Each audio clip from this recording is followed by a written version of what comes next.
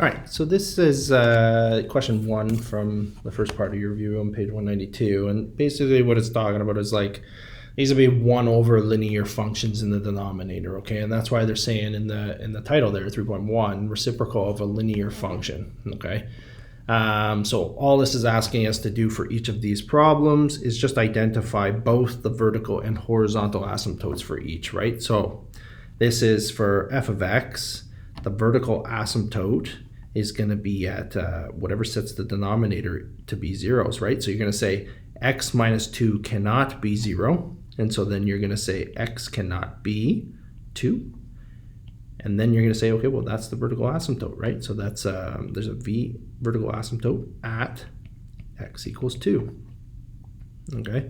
And then on the other hand, the thing with the reciprocal of linear functions is the degree in the denominator is always going to be larger than the numerator because you just have a constant in the numerator, right? And so you're typically, for these graphs, you're always going to have a horizontal asymptote at y equals 0 because the degree of the denominator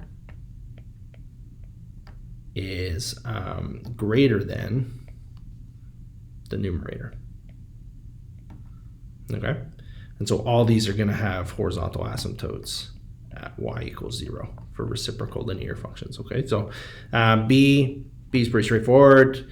The rest of these are fine, right? So you're going to say again, you have a vertical asymptote because I'm seeing some sort of variable in the denominator, and it remains after any sort of cancellations, right?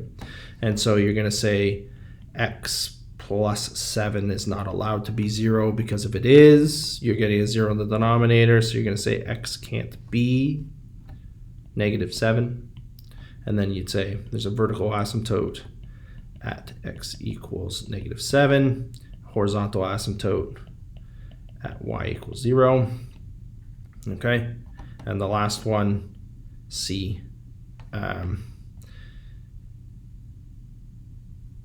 It's a vertical asymptote.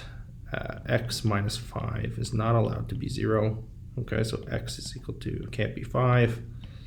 Vertical asymptote at x equals 5. Horizontal asymptote at y equals 0.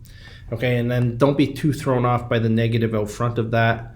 You'll recall these are like grade 11 questions where we kind of had 1 over x. These are all just variants of the graph 1 over x, right? So the last one is, if I were to describe C, we'd say vertically stretched by a factor of 4.